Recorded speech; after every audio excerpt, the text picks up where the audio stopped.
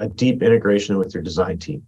And that has to be, in my mind, it has to be a digital integration. So whether you're using, XYZ platform, whether you're using Evolve, whatever it is, how do you get that information from your designers, the ones that are coordinating and building the project digitally? How do you get that information down to the project floor? Travis Voss is the leader of innovative technology at the Helm Group. Travis has over 20 years of experience developing and implementing processes that leverage innovative and cutting-edge technology, and he has brought this type of experience to contractors and their fab shop, and this has resulted in massive increases in productivity. In this episode of MEP Masters, Travis will share his top qualities for creating a great fab shop. I'm David Gabriel, host of MEP Masters. Let's jump in. But first, special thanks to our guests from Helm, and this episode is brought to you by Evolve and MEP Force. Evolve is a software that improves profitability and visibility for trade contractors by aligning teams on a single platform. And MEP Force is the premier conference entirely focused on mechanical, electrical, and plumbing contractors. All right, Travis, how's it going? I'm well, David. How are you? Doing great. Happy to have you on the show. Yeah, great to be here. All right. So you and I have talked a couple of times, so I know you pretty well. But for those that are listening, why don't you share a little bit about yourself, your background, and the company that you work for? Yeah, sure. So I'm Travis Voss. I am the leader of innovative technologies with Helm Mechanical. It's just a fancy title for construction technologist. I come from outside of industry, though I've been in 6 years now, so I don't know if I can keep saying that. But I have a software development background. So about 6 years ago, used to be Mechanical Link, now Helm Mechanical, started to see all of this emerging technology in the industry. And they thought it might be important to have somebody to focus on that. So a lot of those people have been coming out of construction. I just came the other way. So I do all the, I call it research and development, but it's not a lot of development. It's kind of just research and integration and facilitation of technology within the Helm, the mechanical division of the Helm Group. Awesome. That's great. And that's so wild. It's so crazy, that title and that position. I just hear it more and more at these MEP contractors. It's funny. One of our past podcasts, he actually said, if you're trying to do prefab or moving in that direction, that's like one of the first hires you need to make. Right. So that's awesome. All right. So we've got our topic, right? Qualities of a great fab shop. But before we jump into that topic, just from your experience, Travis, why is that important, having a great functioning fab shop? Well, you've seen more and more the push in the industry for offsite construction for this kind of manufacturing or industrialization of construction. And you can't do it if you don't have a well-planned, well-thought-out fab shop. I mean, yes, you can do it, but the whole point of doing a fab shop or offsite construction is to increase your efficiencies.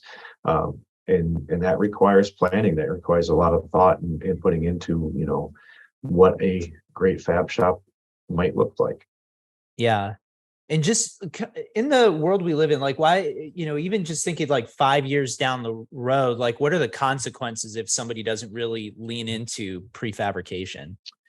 Well, again, or in my opinion is what I guess I would phrase that is, we're starting to see, or we've already starting to be seeing the crunch for our supply chain. The crunch in schedules has been going on forever and ever and ever.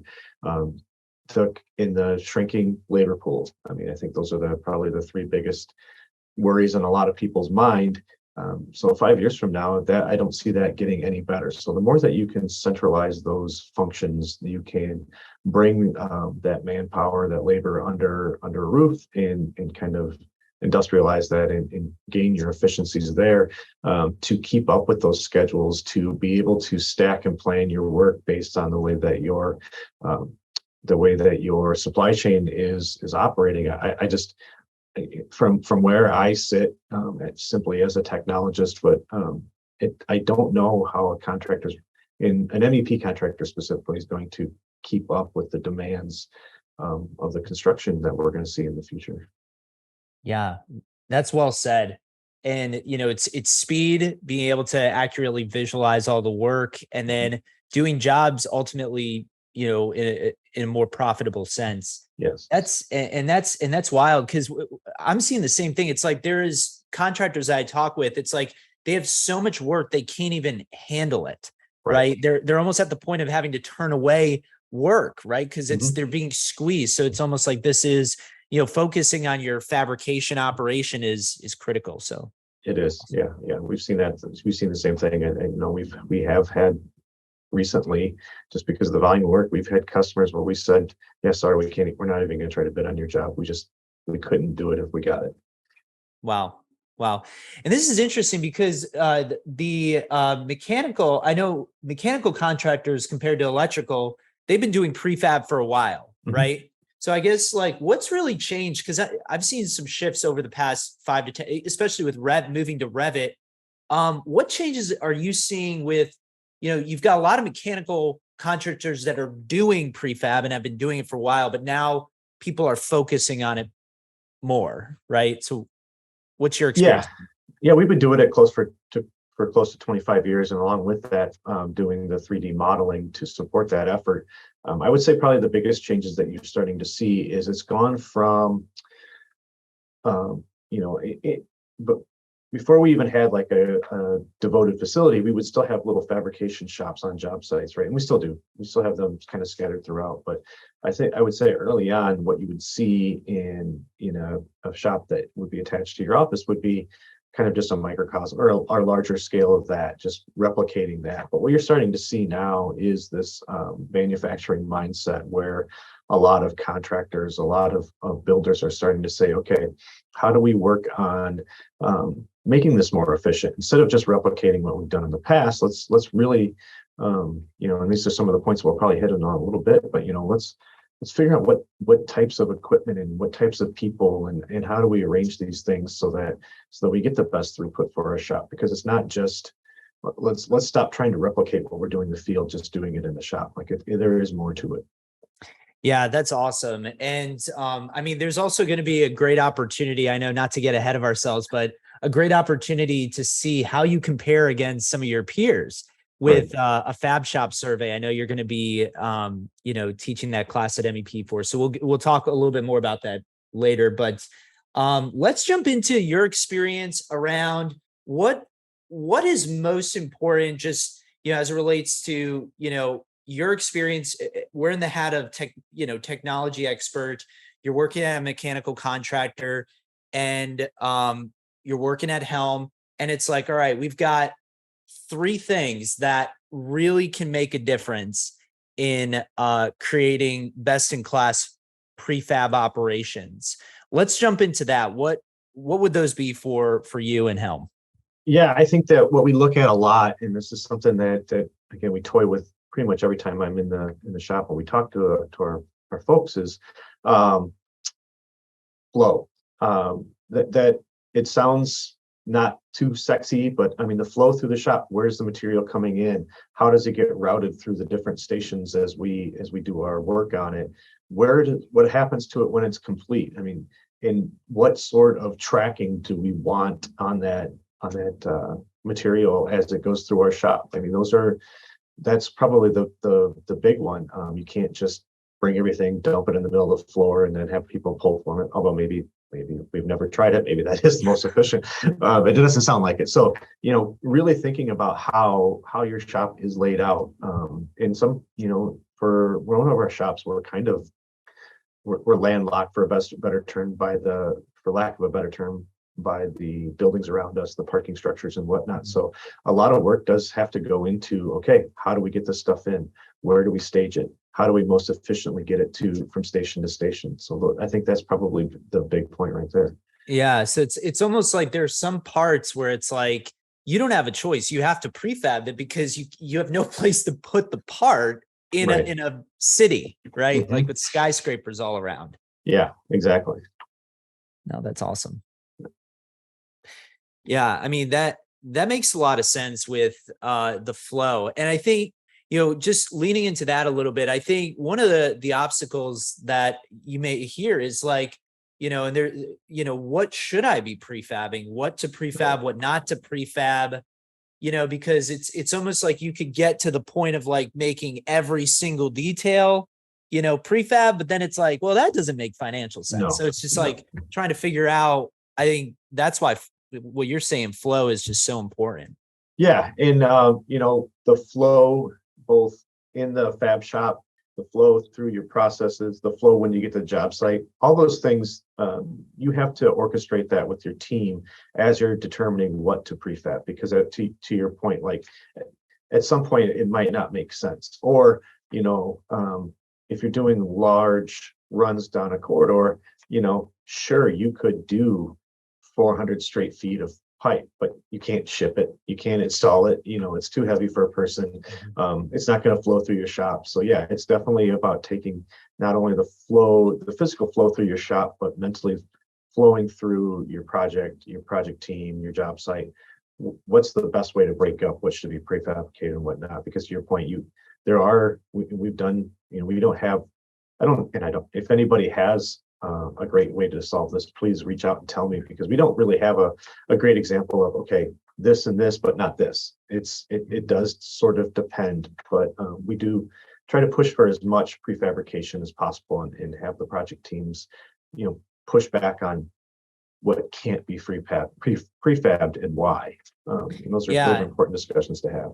Yeah. And I bet like part of that knowledge is, to some extent it's a competitive edge, right? Because, and, I know like we're right now, the competitive, it's really about who can handle the work. So it's not like you've got, that's why we've got to work more together, and, but it's almost like the competition can't replicate those operations and some of those decision-making criteria. So that's really interesting.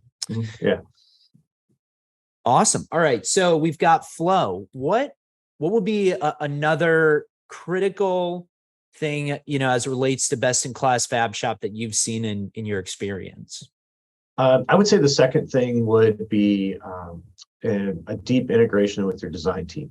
And that has to be, in my mind, it has to be a digital integration. So whether you're using, XYZ platform, whether you're using Evolve, whatever it is, how do you get that information from your designers, the ones that are coordinating and building the project digitally? How do you get that information down to the project floor, or to the fabrication floor? Because as we know in construction, we've talked about it forever. Anything that's really not digitized, once that drawing is made and flattened or whatever, it's dead data.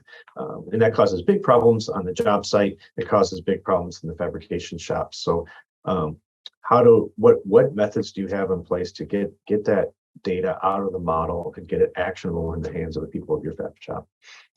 Yeah, that's really well said. And I know just from conversations we've had with customers, the data has been one of the most valuable pieces, right? Like maintaining that data. And if you move X, like the data updates, and you don't have to go in and enter and enter, so I think that's huge that we've heard from customers.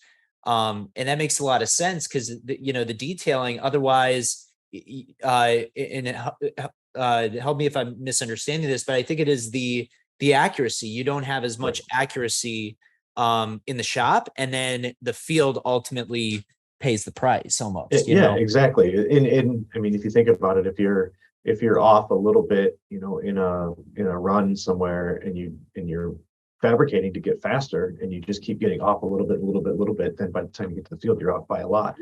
That can definitely happen. And the speed of change, right? The speed of change is a concern. I mean, if we go through all of our design work and we just print out a bunch of pieces of paper, send it off for something that's not going to get fabricated for 2 or 3 weeks, their design change, we redesign it, maybe that paper doesn't get replaced in time before we start building it. There's some rework costs, or there's some lost costs there. And conversely, if we send something to the fab shop and, we've got skilled people down there that will say, this really can't be built, or it would be better if we did this and that and the other thing. If we're working off pieces of paper, that's just horribly inefficient. If we're able to have some sort of digital communication where, yes, you can still pick up a phone, but then the detailer can make a change in the model, push it back to the fab shop, and their work changes instantly in front of them.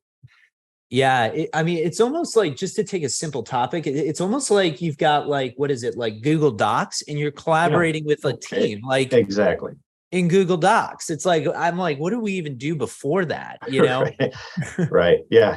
Yeah. No, it's a perfect analogy. Like, oh, I can actually see the person doing the work while I'm doing it. This is perfect. Yep.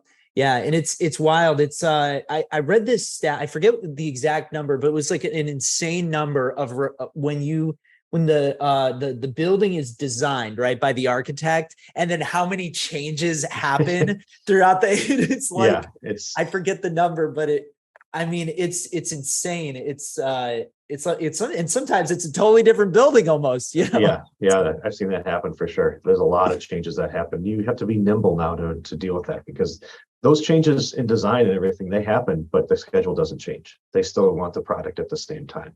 That's true. That's true. Awesome. All right. So, great collaboration with the design department. That makes a whole lot of sense. What would be the third big area, as it relates to fab shop, creating best in class, practices in the fab shop? So I would say probably the final piece of that dovetails on the collaboration and the digital push from your design is automation or smart tooling. And that may sound scary, because you could go as far as getting a couple $1 million welding robot, but you can also start pretty small with automated cutting machines, chop saws that do auto measurements, anything where you can take out the chance for human error, where you can take out mundane, repetitive work for people, so that they can focus on the larger task at hand. So, we personally have a couple of Tiger stops. We have a 6-axis laser cutter, and then on our sheet metal side, we have all sorts of equipment in there that is all driven from the model. So we try to take out the opportunity for human error, and less time for people pulling tape measures or writing things down or working off sheets of paper. That's awesome. Yeah. And I like what you said, like, you don't have to go like 100% all in, spend Right. tons of money on a robot. Right. And Yeah. you can build up to it. Right. You don't need to go out and get in line for Elon's new, whatever that newest robot that he had. Although we all want one, I'll admit that. But you can start pretty simple. You can start pretty small, minimal investment, and then just feed it the right data, understand the bottlenecks that may come, because the concept in lean is overproduction. So if you get the right tooling, you can actually go too fast in some areas. So, but it's part of, like I said, it's part of dovetailing off that data. You have all this data in the model. Why would you print off a cut list, or why would you give somebody a sheet of paper with some measurements? Just push that data right into the machine. Yeah, like that data is an asset, right? And especially like historical data that you're going to collect over time, to be able to capture that. And to your point, it's like, even just like with the investments, it's kind of like you start small, and if it works, it's like you double down and you keep doubling down. Because sometimes even when you do these big, massive robot purchases, it's hard to get everybody implemented. You know what I mean? So I think those proof of concepts, that I think that's really wise. So. Yeah, no, you're right about the buy-in. If they do see the value of the small thing, it's easier the next time you bring that next thing in, and the next thing in. Yeah. And they'll even start to come back with recommendations on either how to use the piece of equipment differently or better, or, hey, we've got this cutting machine. Have you heard about this other bending, folding, whatever? They talk to other people in the industry as well. So they come back with a lot of good ideas. Yeah. And it's like you don't have to worry about, one of those sheet cutters, finding another job or leaving for better pay if you don't give it a promotion, right? Yeah, there's some value in there too. That's awesome. Cool. All right. Well, I think that's really great. So what do we have? We have the flow, right?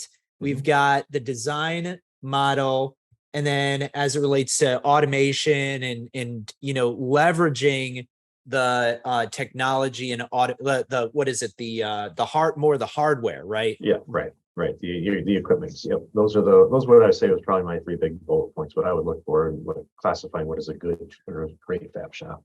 Awesome. And then we are going to be sending out a survey, I believe, next week. And I don't know when this may be released the week that we send the survey. So maybe it's already out, but we're going to be blasting that to all of our MEP Force attendees, which will be a good group. And then, to our customer base as well, just to collect as much data on just like what is important to, what's important to you guys, Right. and then you are going to be presenting on a class that talks about some of the findings and insights.